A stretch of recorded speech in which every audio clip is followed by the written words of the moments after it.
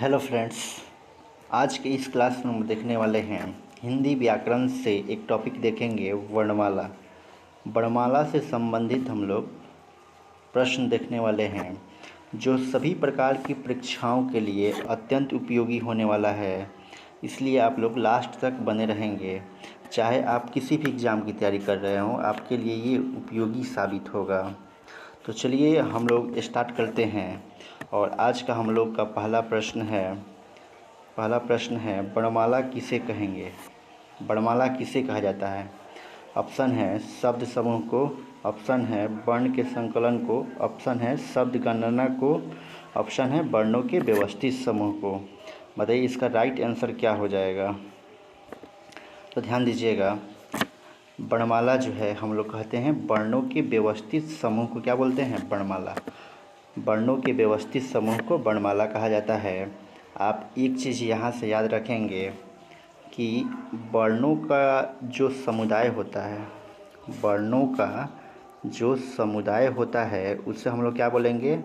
वर्णमाला बोलेंगे। वर्णों के समुदाय को वर्णमाला बोलते हैं। इस चीज़ को ध्यान रखिएगा। ऐसे भी आपसे प्रश्न पूछेगा कि वर्णों के व्यवस्थित समूह को क्या कहते हैं? तो वर्णमाला।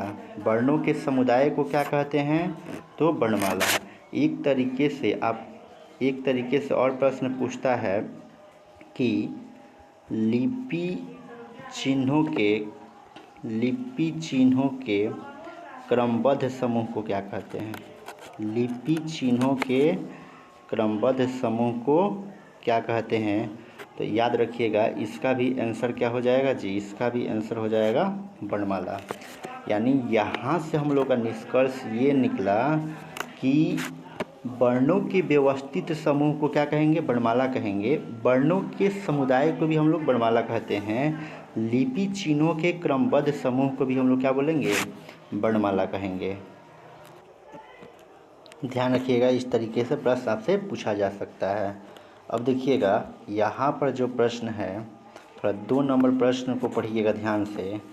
कह रहा है 2 नंबर कि भाषा की सबसे छोटी इकाई कौन सी है? भाषा की सबसे छोटी इकाई कौन सी है? पहला ऑप्शन है शब्द, दूसरा है व्यंजन, तीसरा है स्वर, चौथा है वर्ण। आपको बताना है कि भाषा की सबसे छोटी इकाई कौन सी है। तो ध्यान रखिएगा, आपसे पूछा है कि भाषा की सबसे छोटी इकाई, तो याद रखिएगा वर्ण। भाषा की सबसे छोटी इकाई को हम लोग क्या बोलते हैं? वर्ण। एक चीज़ यहाँ से और प्रश्न पूछ लेता है एग्जाम में कि वर्ण के कितने भेद होते हैं। तो वर्ण का जो होता है, वर्ण का 2 भेद होता है। कितना भेद होता है? 2 भेद होता है। पहला जो होता है याद रखिएगा स्वर वर्ण होता है, और दूसरा जो होता है व्यंजन वर्ण होता है।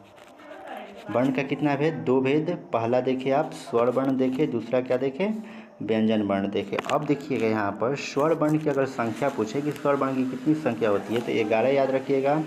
व्यंजन वर्ण की अगर संख्या पूछे तो आप क्या याद रखेंगे? 33 याद रखेंगे। आशा करते हैं कि आप समझ रहे होंगे। अब ध्यान दीजिए, क्वेश्चन पूछा था कि भाषा की सबसे छोटी इकाई को हम लोग क्या कहेंगे? तो याद रखना है कि वर्ण कहते हैं। भाषा की सबसे छोटी इकाई को क्या बोलते हैं? वर्ण बोलते हैं। तो आइए अगला क्वेश्चन हम लोग देखते हैं। अगला क्वेश्चन जो है 3 नंबर, ध्यान दीजिए। 3 नंबर क्वेश्चन कह रहा है कि हिंदी वर्णमाला में वर्ण कितने हैं? आपको बताना है कि हिंदी वर्णमाला में वर्ण कितने हैं।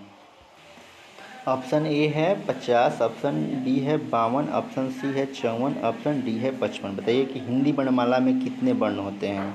इस चीज़ को आपको बताना है। तो ध्यान रखेंगे, हिंदी वर्णमाला में कुल जो वर्ण होते हैं 52 होते हैं। याद रहेगा कि हिंदी वर्णमाला में कितने वर्ण हैं? 52 है। आइए हम आपको दिखाने का प्रयास करते हैं कि कैसे जो होते हैं 52 वर्ण होते हैं। तो इसको ध्यान दीजिएगा। जैसे आप जानते हैं कि जो स्वर वर्ण होता है, जो स्वर वर्ण होता है उसकी संख्या जो होती है 11 होती है। उसके बाद आपका जो मूल व्यंजन होता है, मूल व्यंजन की संख्या जो होती है 33 होती है। उसके बाद याद रखेंगे अयोगवाह वर्ण होता है, अयोगवाह वर्ण होता है। इसकी संख्या आपका कितना होता है? 2 होता है। और एक जो होता है द्विगुण व्यंजन, द्विगुण व्यंजन की संख्या कितनी हो जाएगी, द्विगुण व्यंजन होता है इसकी संख्या भी कितनी होती है, 2 होता है। कितना होता है, 2। उसके बाद होता है संयुक्त व्यंजन, संयुक्त व्यंजन इसकी संख्या जो होता है आपका 4 होता है। छत्र ज्ञासर इसको बोलते हैं हम लोग संयुक्त। तो इस तरीके से जो कुल वर्ण आपके हो जाएंगे 52। तो आपसे पूछेगा कि हिंदी वर्णमाला में वर्णों की संख्या कितनी है, 52। याद रखिएगा स्वर वर्ण जो आपका होता है 11 होता है, मूल व्यंजन कितना हो गया 33, अयुग्वा वर्ण जो होता है 2 होता है, द्विगुण व्यंजन जो होता है 2 होता है, संयुक्त व्यंजन जो होता है आपका 4 होता है। कुल मिला के क्या हो जाएगा, 4 2 6 2 8 3 11 1 12 का 2 यानी कि 52 यहाँ पर क्या हो जाएगा, कुल व्यंजन कितने हो जाएंगे, कुल व्यंजन नहीं वर्ण, कुल वर्ण की संख्या जो हो जाएगी आपकी कितना हो जाएगी, 52 हो जाएगी। तो इस चीज़ को आपको क्या करना है, ध्यान रखना है। आइए हम लोग बढ़ते हैं अपने नेक्स्ट क्वेश्चन की तरफ। और अगला क्वेश्चन हम लोग का है, ये रहा अगला क्वेश्चन। चलिए ये आ गया शायद, इसको हम लोग कर चुके हैं। बताइए कि इसका आंसर क्या होगा। 4 नंबर का पढ़ लिया ना कि भाषा की सबसे छोटी इकाई को क्या कहा जाता है। ऑप्शन ए है शब्द है, ऑप्शन बी है मात्रा है, ऑप्शन सी है वर्ण है, ऑप्शन डी है कोई नहीं। तो अभी हम आपको क्वेश्चन नंबर 2 या 3 में आपको बताए थे कि भाषा की जो सबसे छोटी इकाई होती है उसी को हम लोग क्या कहते हैं, वर्ण कहते हैं। और वर्ण में हमने क्या बताया था कि वर्ण जो होते हैं आपके 2 प्रकार के वर्ण होते हैं। एक होता है आपका स्वर वर्ण होता है और दूसरा क्या होता है, व्यंजन होता है। यहाँ से हमने बताया कि स्वर वर्ण की संख्या कितनी होती है, 11 होती है। व्यंजन वर्ण की संख्या कितनी होती है, 33 होती है। चलिएगा 5 नंबर क्वेश्चन को देखिए। प्रत्येक क्वेश्चन जो है किसी न किसी एग्ज़ाम में पूछा गया है, इसलिए ये सारे क्वेश्चन जो हैं आपके एग्ज़ाम्स के लिए बहुत ही इंपॉर्टेंट है। चलिए 5 नंबर देखिएगा, व्यंजन और स्वर के संयुक्त रूप को क्या कहते हैं, व्यंजन और स्वर के संयुक्त रूप को क्या कहते हैं। तो ध्यान दीजिएगा, व्यंजन और स्वर के संयुक्त रूप को हम लोग बोलते हैं अक्षर कहते हैं। इसको समझने का प्रयास कीजिए। जैसे हमने लिख दिया क क्या है, व्यंजन है, और अ क्या है आपका स्वर है। तो इसके मिलने से आपका कौन सा वर्ण बनेगा, कौन सा वर्ण बनेगा, क बनेगा। देखिए ये जो वर्ण मिल रहा है ये व्यंजन वर्ण है और ये स्वर वर्ण है। तो दोनों जब व्यंजन मिला, एक व्यंजन मिला क और एक स्वर मिला, तो क्या बना, अक्षर का निर्माण हुआ। इसलिए हम लोग का राइट आंसर क्या हो जाएगा, अक्षर। तो याद रखेंगे व्यंजन और स्वर के संयुक्त रूप को क्या बोलते हैं, अक्षर कहते हैं। आइए हम लोग 5वां क्वेश्चन देखते हैं। और 5वां क्वेश्चन जो है बहुत ही ईजी है। 5वां क्वेश्चन बहुत ही ईजी था। व्यंजन और स्वर के संयुक्त रूप को हम लोग क्या बोले, अक्षर। अब छठा देखिएगा, छठा क्वेश्चन, हिंदी भाषा में कितने स्वर हैं, हिंदी भाषा में कुल कितने स्वर हैं। तो ध्यान दीजिएगा, हिंदी भाषा में स्वर की संख्या जो होती है कितनी होती है, 11 होती है। याद रखेंगे कितना होता है जी, 11 होता है। अब चलिए हम लोग अगला क्वेश्चन देखते हैं। लेकिन अगला क्वेश्चन देखने से पहले ध्यान दीजिएगा कि जो आपका जो होता है अंग और अ, ये जो है जब आपसे पूछा जाए कि अंग और अह क्या है, तो ये जो होगा अयोग वाह हो जाएगा। इसको बोलते हैं हम लोग अयोग वाह वर्ण बोलते हैं। क्या बोलते हैं जी, अयोग वाह वर्ण बोलते हैं। अब चलिएगा नेक्स्ट क्वेश्चन देखते हैं। क्वेश्चन नंबर 7 देखिएगा। क्वेश्चन नंबर 7 जो है कह रहा है कि हिंदी भाषा में कुल कितना व्यंजन है। ऑप्शन ए है 21, ऑप्शन बी है 33, ऑप्शन सी है 36, ऑप्शन डी है 40। तो ध्यान दीजिएगा, जब भी आपसे व्यंजन पूछे तो आप लगाइएगा टिक 33 को लगाइएगा, क्योंकि व्यंजन की कुल संख्या कितनी होती है, 33 होती है। अब देखिए यहाँ से पूछता है कि स्वर की संख्या कितनी होती है, याद रखिए 11। आपसे अगर पूछता है कि व्यंजन की संख्या तो 33 हो जाएगी। ठीक, अगर वर्ण पूछता है कि कुल वर्ण कितने हैं तो क्या हो जाएगा, 52 हो जाएगा। आई होप कि आप ये सारे क्वेश्चन और आंसर जो है अच्छे ढंग से समझ रहे होंगे। तो आइए हम लोग देखते हैं अगला क्वेश्चन, हम लोग देख लेते हैं अपना। अगला क्वेश्चन है 8 नंबर देखिएगा। कह रहा है 8 नंबर क्वेश्चन कि एक से अधिक वर्णों के मेल को क्या कहते हैं। एक से अधिक वर्णों के मेल को क्या कहते हैं, देखिएगा पहला ऑप्शन है अक्षर है, बी स्वर है, सी व्यंजन है, डी जो है अनुस्वार है। एक से अधिक वर्णों के मेल को क्या कहा जाता है? तो आप याद रखिएगा, एक से अधिक वर्णों के मेल को क्या बोलते हैं? अक्षर बोलते हैं। एक से अधिक वर्णों के मेल को क्या बोलते हैं? अक्षर बोलते हैं। जैसे ध्यान दीजिएगा, अगर कोई कहे कि कैसे अक्षर बोलते हैं तो समझिएगा, जैसे यहाँ पर हमने लिखा एक वर्ण लिख दिया और यहाँ पर हमने क्या लिखा? वर्ण लिख दिया।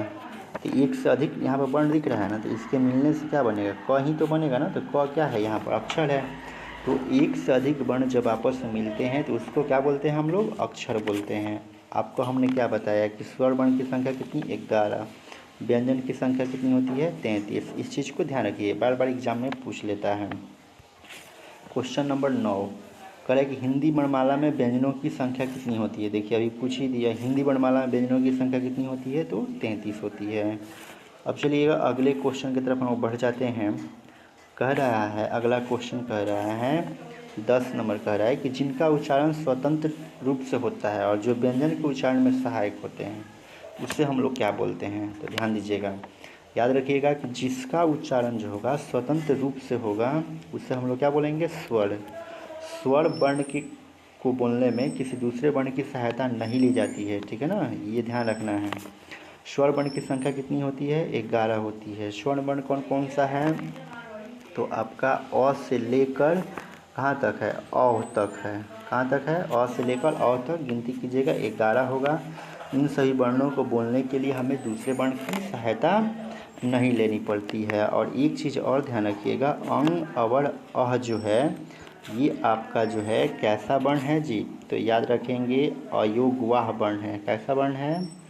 अयोग वाह वर्ण है। तो इस चीज़ को आप ध्यान रखेंगे।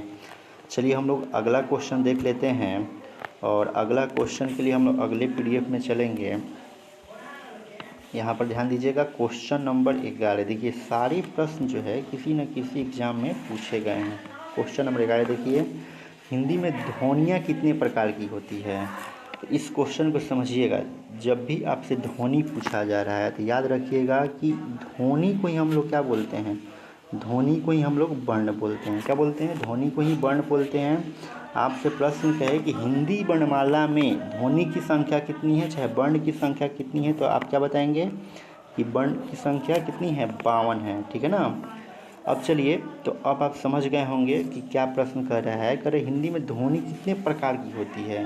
तो ध्वनि जो होती है आपकी 2 प्रकार की होती है। कितने प्रकार की होती है? 2 प्रकार की होती है। अभी हम बताए थे, एक होता है आपका स्वर वर्ण और दूसरा क्या होता है? व्यंजन वर्ण होता है। और वर्ण को ही हम लोग क्या बोलते हैं? ध्वनि बोलते हैं। तो इस चीज़ को ध्यान रखिएगा। चलिए अगला क्वेश्चन नंबर देखते हैं। अगला क्वेश्चन ध्यान दीजिएगा, 12 नंबर जो क्वेश्चन है, कह रहा है कि वर्णमाला में स्पर्श व्यंजनों की संख्या कितनी होती है? यहाँ पूछा है कि स्पर्श व्यंजनों की संख्या कितनी होती है। तो आप याद रखेंगे कि स्पर्श वर्ण की संख्या जो होती है 25 होती है। स्पर्श वर्ण की संख्या कितनी होती है? 25 होती है। देखिए कैसे होती है, जैसे आप पढ़े होंगे क वर्ग। क वर्ग पढ़े हैं ना। क से लेकर म तक, क से लेकर म तक जो वर्ण होते हैं स्पर्श व्यंजन के वर्ण होते हैं। इसकी संख्या कितनी होती है? 25। तो आप यहाँ से ध्यान रखेंगे कि स्पर्श व्यंजनों की संख्या कितनी होती है? 25 होती है। आइए इसका टेंशन जो है सदा के लिए हम दूर कर देते हैं। जैसे आपसे पूछता है कि हिंदी वर्णमाला में कुल कितने वर्ण होते हैं, तो याद रखिएगा 52 होता है। अगर स्वर की संख्या पूछता है तो याद रखिएगा 11 होता है। अगर व्यंजन की संख्या पूछता है कि व्यंजन कितने होते हैं, तो याद रखिएगा 33 होते हैं। क्या याद रखना है? 33। अगर आपसे पूछता है कि स्पर्श व्यंजन की संख्या कितनी होती है, तो आपको याद रखना है 25। अभी बताए थे क से लेकर म तक। उसके बाद पूछता है कि ह्रस्व स्वर की संख्या कितनी होती है, तो आपको याद रखना है 4। ये सब किसी न किसी एग्जाम्स में पूछे गए हैं, इसलिए आपको ध्यान रखना है। आइए अब हम लोग देखते हैं अगला क्वेश्चन देखते हैं। अगला क्वेश्चन जो है 15 नंबर क्वेश्चन हम लोग देखते हैं। अब आइए क्वेश्चन नंबर हम लोग देखते हैं 13। क्वेश्चन नंबर 13 देखिए क्या कह रहा है।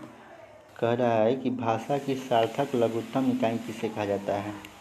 भाषा की सार्थक लघुत्तम इकाई किसे कहा जाता है? आंसर दीजिए। क्या होगा, भाषा की सार्थक लघुत्तम इकाई क्या होगा।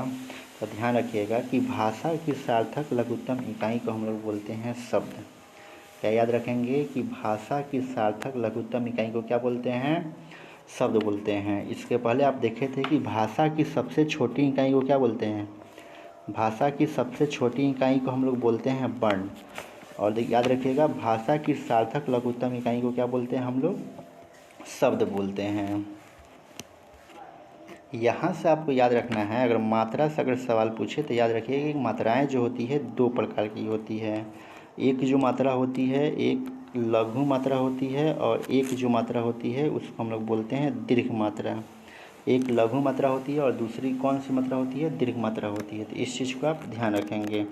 चलिए अगला प्रश्न देखिएगा। अगला प्रश्न जो है 14 नंबर, जो शायद हम डिस्कशन करते समय आपको बता चुके हैं। तो बताइए 14 नंबर जो आपका प्रश्न है, कह रहा है कि लिपि चिन्हों के क्रमबद्ध समूह को क्या कहते हैं। डिस्कशन करते समय बताए थे, आंसर बताइए क्या होगा। तो ध्यान रखिएगा लिपि चिन्हों के क्रमबद्ध समूह को हम लोग बोलते हैं वर्णमाला। लिपि चिन्हों के क्रमबद्ध समूह को क्या बोलते हैं, वर्णमाला बोलते हैं। आप यहाँ से याद रखिएगा कि वर्ण वह मूल ध्वनि होती है जिसके खंड या टुकड़े हम लोग नहीं कर सकते हैं। इसकी संख्या जो होती है दो होती है। एक होता है स्वर होता है और एक क्या होता है जी, व्यंजन होता है। स्वर की संख्या कितनी होती है, 11 होती है। व्यंजन की संख्या कितनी होती है आपका, 33 होता है। इस चीज़ को ध्यान रखेंगे। अब देखिए 15 नंबर क्वेश्चन देखिएगा, कह रहा है कि वर्णों के समुदाय को क्या कहते हैं। इस क्वेश्चन को भी हमने डिस्कशन में बता चुके हैं कि वर्णों के समुदाय को क्या बोलते हैं जी, वर्णमाला बोलते हैं। देखिए यहाँ से जो है वर्णमाला का कई गो डिफिनीशन बनता है। एक देखिए वर्णों के समुदाय को क्या बोलते हैं, वर्णमाला। और दूसरा देखे थे कि वर्णों के व्यवस्थित समूह को क्या बोलते हैं, वर्णमाला। तीसरा आप देखे थे कि वर्णों के व्यवस्थित समूह को क्या बोलेंगे, वर्णमाला। और लिपि चिन्हों के क्रमबद्ध समूह को भी हम लोग क्या बोलते हैं, वर्णमाला बोलते हैं। तो इस चीज़ को आप ध्यान रखिएगा। देखिए अगला क्वेश्चन जो है 16 नंबर, सभी क्वेश्चन जो है आपके एग्ज़ाम्स के लिए बहुत ही इंपॉर्टेंट है, चाहे आप किसी भी एग्ज़ाम्स की तैयारी कर रहे हैं। चलिए देखिएगा अगला क्वेश्चन जो है 16 नंबर का है कि हिंदी भाषा में कुल व्यंजन कितने हैं। कुल व्यंजन पूछा है आपसे कि हिंदी भाषा में कुल व्यंजन कितने हैं। तो अभी आपको हम क्या बताए थे कि आपसे व्यंजन की संख्या पूछे तो आप 33 पर टिक करेंगे। हिंदी भाषा में कुल व्यंजन कितने हैं, 33 है। अगला क्वेश्चन देखिए 17 नंबर क्वेश्चन देखिए, कह रहा है कि शब्द की सबसे छोटी इकाई क्या कहलाती है। ये भाषा की सबसे छोटी इकाई और यहाँ पर शब्द की सबसे छोटी इकाई आपसे अगर पूछे तो आंसर क्या हो जाएगा आपका, बी। आंसर नंबर क्या होगा, बी, वर्ण। भाषा की सबसे छोटी इकाई और शब्द की सबसे छोटी इकाई को हम लोग क्या बोलेंगे, वर्ण ही बोलेंगे। आइए अगला क्वेश्चन देखते हैं हम लोग। अगला क्वेश्चन है, कह रहा है कि निम्न में से दीर्घ स्वर कौन सा है, दीर्घ स्वर। तो सबसे पहले आप याद रखेंगे कि जो स्वर वर्ण जो होता है 3 प्रकार का होता है। कितने प्रकार का होता है, 3 प्रकार का होता है। पहला जो होता है इसको हम लोग बोलते हैं ह्रस्व स्वर, दूसरा जो होता है आपका दीर्घ स्वर, और तीसरा जो होता है आपका प्लुत स्वर होता है। ह्रस्व स्वर की संख्या अगर पूछे तो 4 याद रखेंगे, दीर्घ स्वर की संख्या पूछे तो 7 याद रखेंगे, ठीक है ना। प्लुत स्वर का जो साइन होता है अक्षर 3 के समान जो होता है, अगर किस शब्द में देखेंगे तो ऐसे 3 के समान जो मिले तो आप कहेंगे कि ये प्लुत स्वर का उदाहरण है। दीर्घ स्वर में आप याद रखेंगे कि मात्राएं जो होगी बड़ी होगी, जो मात्राएं बड़ी होगी वही क्या होगा आपका दीर्घ स्वर होगा। तो इसका जो है राइट आंसर है बड़ी ई। क्या हो जाएगा, बड़ी ई क्या है, दीर्घ स्वर है। कभी कभी आपसे पूछ देता है कि जो ह्रस्व स्वर है, ह्रस्व स्वर को और किस नाम से जाना जाता है। तो याद रखिएगा कि इसी का नाम है मूल स्वर। इसी का नाम क्या है, मूल स्वर, या इसको हम लोग अन्य नाम से भी जानते हैं। इसी को हम लोग बोलते हैं एक मात्रिक स्वर ही बोलते हैं, एक मात्रिक स्वर। यानी कि इसका उच्चारण करने में एक मात्रा का समय लगता है। जिस स्वर का उच्चारण करने में एक मात्रा का समय लगता है उसे हम लोग क्या बोलेंगे, एक मात्रिक स्वर बोल देंगे। एक मात्रिक स्वर को ही मूल स्वर बोलेंगे और इसी को क्या बोलते हैं, ह्रस्व स्वर बोलते हैं। इसकी संख्या हमने अभी बताया कि 4 होता है। देखिएगा, याद रखिएगा, अ होता है, छोटी ई होता है, छोटा ऊ होता है, छोटा ऊ और री होता है। यही चार जो होता है आपका ह्रस्व स्वर होता है। तो इस चीज़ को आप ध्यान रखेंगे। आइए हम लोग देखते हैं अगला क्वेश्चन देखते हैं। और अगला क्वेश्चन जो है क्वेश्चन नंबर 19 की तरफ हम लोग पहुँच चुके हैं। क्वेश्चन नंबर 19 देखिएगा, कह रहा है कि निम्नलिखित में से कौन सा मूल दीर्घ स्वर नहीं है। इसमें बताइए कि मूल दीर्घ स्वर नहीं है। अभी हम बताएं कि दीर्घ स्वर की संख्या कितनी है, 7 है। तो मूल दीर्घ स्वर कौन सा इसमें नहीं है, ये आपको क्या करना है, बताना है। तो इसका राइट आंसर क्या हो जाएगा, ऑप्शन नंबर डी, वो जो है मूल दीर्घ स्वर नहीं है। अब देखिए क्वेश्चन नंबर 20 जो है कह रहा है कि हिंदी भाषा में ह्रस्व स्वरों की संख्या कितनी होती है। अभी बताया था डिस्कशन में, पिछले क्वेश्चन में। बता दीजिए कि ह्रस्व स्वर की संख्या कितनी होती है। तो ध्यान में रखिएगा, ह्रस्व स्वर की जो संख्या होती है 4 होती है। कितनी होती है जी, 4 होती है। ऑप्शन नंबर बी क्या हो जाएगा, सही हो जाएगा। 11 किसकी संख्या होती है जी, तो स्वर वर्ण की संख्या कितनी होती है, 11 होती है। 7 किसका होता है, तो आपसे दीर्घ स्वर की संख्या पूछे तो कितना हो जाएगा, 7। स्वर वर्ण का पूछे तो 11। 4 जो है किसका है, ह्रस्व स्वर का है। और 2 किसका है। अगर वर्ण का प्रकार पूछता है कि वर्ण के कितने प्रकार हैं, तो आप बता दीजिएगा कि वर्ण के 2 प्रकार हैं। आइए हम देखते हैं अगला क्वेश्चन। ये 21 नंबर क्वेश्चन है और पूछा है कि निम्न में दीर्घ स्वर कौन सा है। दीर्घ स्वर का मतलब होता है बड़ा मात्रा। जैसे यहाँ पर देखिए आ जो है दीर्घ स्वर है, बड़ी ई जो है क्या है, दीर्घ स्वर है, बड़ा ऊ जो है क्या है, दीर्घ स्वर है, आगे भी है। ठीक, तो इसमें आपको बताना है कि इसमें दीर्घ स्वर कौन सा हो जाएगा। तो याद रखिएगा आ जो है क्या है आपका दीर्घ स्वर है। समझ में आ गया। चलिए अगला क्वेश्चन देखिएगा, 22 नंबर देखिए क्वेश्चन कह रहा है 22 नंबर, किस स्वर के उच्चारण में दीर्घ स्वर से भी अधिक समय लगता है। दीर्घ स्वर से भी अधिक समय लगता है, किस स्वर के उच्चारण में दीर्घ स्वर से भी अधिक समय लगता है। तो इसको याद रखना है। आपका जो हो जाएगा आंसर जो हो जाएगा प्लुत स्वर। क्या हो जाएगा, प्लुत स्वर। देखिएगा ह्रस्व स्वर आपसे पूछे तो इसके उच्चारण में सबसे कम समय लगता है। ह्रस्व स्वर के उच्चारण में सबसे कम समय लगता है। और दीर्घ पूछे तो ह्रस्व स्वर से इसमें दुगुना समय लगता है। और प्लुत स्वर पूछे तो इसके उच्चारण में सबसे अधिक समय लगता है। याद रहेगा, दीर्घ स्वर से भी अधिक समय लगता है किसमें, प्लुत स्वर में। आइए हम लोग देखते हैं अगला क्वेश्चन देखते हैं। देखिए कह रहा है कि प्लुत स्वर कौन सा है। तो अभी हम क्या बताया था आपको, पीछे वाले डिस्कशन में बताए थे कि कहे कि आपका स्वर वर्ण कितने प्रकार के होते हैं। तो हमने क्या बताया था कि स्वर वर्ण 3 प्रकार के होते हैं। पहला होता है ह्रस्व स्वर, दूसरा दीर्घ, तीसरा क्या होता है, प्लुत स्वर। अब प्लुत स्वर को अगर पहचानना है तो कैसे पहचानेंगे, तो प्लुत स्वर का जो साइन होता है 3 के तरह होता है, ऐसे होता है प्लुत स्वर का साइन। तो याद रहेगा इसका साइन जो होता है 3 के समान होता है। आप देख लिए। तो अब बताइए जो है इसमें प्लुत स्वर कौन है। तो देखिए इसमें जो है पहला जो है ओम लिखा गया है, यही क्या है आपका प्लुत स्वर है। आइए अब हम देखते हैं नेक्स्ट क्वेश्चन, हम लोग देख लेते हैं। नेक्स्ट क्वेश्चन जो है आपका 24 नंबर क्वेश्चन है। इसको हम लोग देखते हैं 24 नंबर को। देखिएगा 24 नंबर कह रहा है कि हिंदी स्वर का वर्गीकरण जब जीभ के भाग के आधार पर किया जाता है तो कौन सा भेद इसके अंतर्गत नहीं आएगा। यानी कि जब जीभ के आधार पर होगा वर्गीकरण तो कौन सा भेद इसमें नहीं आएगा। इस चीज़ को क्या करना है, आपको बताना है। तो इसका राइट आंसर हो जाएगा 24 नंबर का ऑप्शन नंबर डी, विपरीत स्वर। क्या हो जाएगा, ऑप्शन नंबर डी, विपरीत स्वर।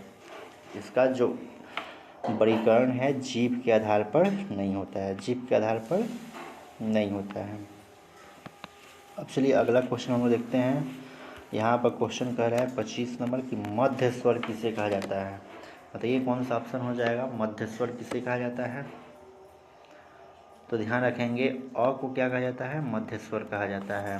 अगला क्वेश्चन देखिए, अगला क्वेश्चन है 26 नंबर है। 26 नंबर क्वेश्चन कह रहा है कि भाषा विज्ञान की दृष्टि से बड़ा ऊ किस प्रकार का स्वर है। तो इसका राइट आंसर हो जाएगा ऑप्शन नंबर डी, पसच समृद्ध है। कौन सा है जी, पसच समृद्ध है। और यहाँ से एक क्वेश्चन आपसे और पूछता है, क्या पूछता है एक क्वेश्चन कि बड़ा ऊ का उच्चारण स्थान क्या होगा।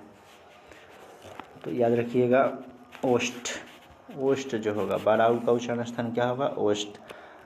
इसी से क्या होता है, जो प वर्ग में जितने भी अक्षर आते हैं सबका उच्चारण किससे होता है, ओष्ठ से होता है। आपसे छोटा ऊ पूछे चाहे बड़ा ऊ पूछे, उसका उच्चारण स्थान क्या होगा, ओष्ठ होगा। प वर्ग का भी क्या हो जाएगा, ओष्ठ हो जाएगा। चलिए क्वेश्चन नंबर हम 27 देखते हैं। 27 कह रहा है कि कौन सा स्वर सम्मिलित है, बताइए कौन सा स्वर जो है सम्मिलित है। तो याद रखिएगा छोटी ई जो है क्या है, सम्मिलित स्वर है। याद रहेगा छोटी ई कौन सा स्वर है जी, सम्मिलित स्वर है। अब आइए हम लोग देखते हैं अगला क्वेश्चन देखते हैं। यहाँ से देखिए क्वेश्चन नंबर हम लोग पहुँच गए हैं 28 पर पहुँच गए हैं। यहाँ से आपको बताना है कि अर्ध जो है 28 नंबर में अर्ध विपरीत स्वर कौन सा है। याद रखिएगा ये जो है ए जो है अर्ध विपरीत स्वर है। ए क्या है, अर्ध विपरीत स्वर है। चलिए क्वेश्चन नंबर 29 देखते हैं। कह रहे कि स्वर ध्वनि के प्रकार कितने हैं। अभी बताए थे कि स्वर ध्वनि के प्रकार कितने हैं जी, 3 हैं।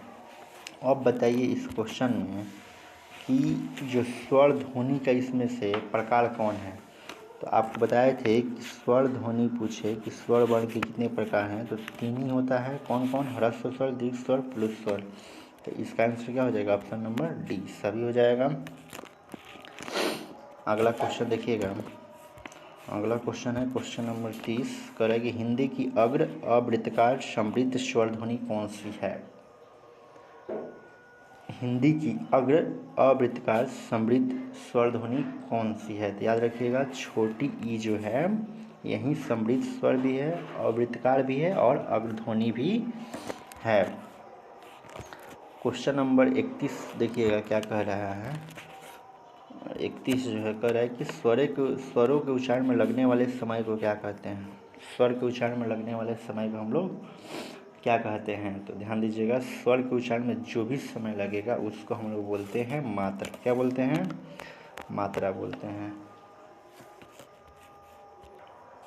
इसके बाद ये क्वेश्चन नंबर हम लोग 32 देख लेते हैं। कह रहा है कि मात्रा स्वर को क्या कहते हैं। मात्रा स्वर को हम लोग क्या कहते हैं। 32 नंबर सवाल कह रहे हैं कि मात्रा स्वर को हम लोग क्या कहेंगे। तो याद रखेंगे इसका राइट आंसर जो होगा समरूप। मात्रा स्वर को हम लोग क्या बोलेंगे, समरूप बोलेंगे। आज के लिए इतना ही रहने देते हैं। चलिए मिलते हैं अगले क्लास में।